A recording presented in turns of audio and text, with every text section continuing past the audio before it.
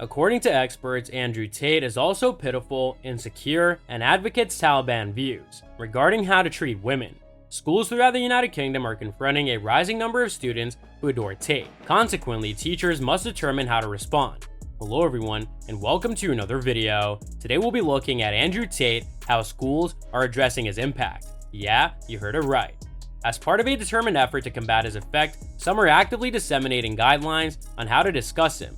Tate, a former kickboxer, has millions of online fans despite being banned from TikTok, Instagram, Facebook, and YouTube for making misogynistic remarks. He and his brother Tristan are being jailed in Romania as part of an investigation into claims of human trafficking and rape, which they both deny.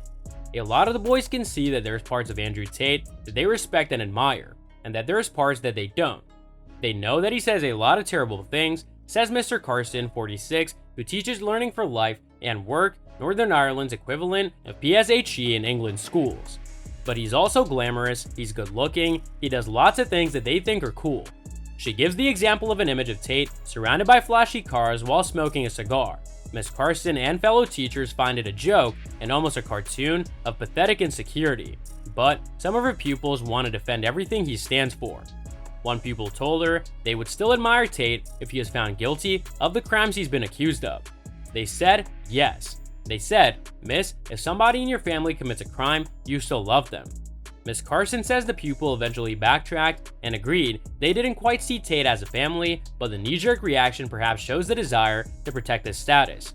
"We all want to hold our icons up, away from the dirt," says Miss Carson, who founded a project in 2016 to help schools establish feminist societies. Miss Carson will continue to challenge her pupils about the issues raised by Tate's content, but says that parents have a responsibility to educate their children too.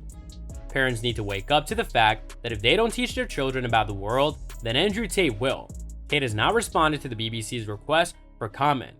Deputy Head Sarah Longville says staff at the Royal Grammar School in Newcastle have been educating their pupils about gender-based violence for years, and Tate's content isn't really anything new, but in the new school term, they have had to acknowledge that he was having a lot of influence on the students, as well as teachers leading discussions on PSHE lessons about Tate's manipulative behavior. The school has sent advice to parents about how to talk about the influencer with their children. Most of what Miss Longville sees in her pupils is merely an irritating adultation of Tate's lifestyle, but sometimes his influence has been more serious. "We have had to deal with the use of quite strong words, such as rape, being used without younger children understanding the seriousness of that word, the power of that word," she says. Whether that's Tate or not, I would suspect the possibility that he has an influence. "They're not bad children, they're just using language they don't understand."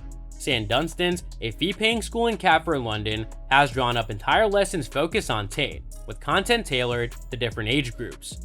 Year 8s might get a lesson on what stereotypes are and where they come from, while older students will take part in more of a discussion-based lesson about Tate.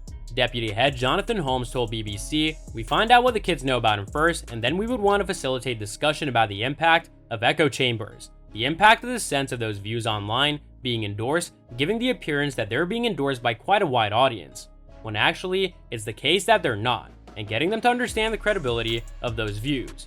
When Labour asked Prime Minister Rishi Sunak on Wednesday how schools should tackle pupils being brainwashed by Tate, he pointed to the online safety bill, designed to ensure tech firms enforce age limits to protect children from harmful online material. The Department for Education says it has also published guidance for schools in England on how to alert to issues such as misogyny and gender stereotypes. Schools are also trying to focus on what other role models pupils could look for. There are so many absolutely incredible men who are incredible role models to young people. You look at people like Marcus Rashford, who is successful, who's healthy, who has got incredible levels of empathy and understanding.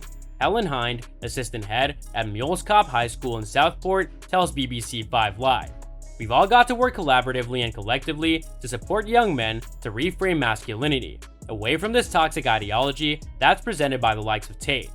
So that's all from today's video. If you enjoyed it, remember to leave a like, subscribe, and ring that bell icon so that you never miss our upcoming videos. And don't forget to share your thoughts in the comments section down below. Stay tuned, and we'll catch you in the next video.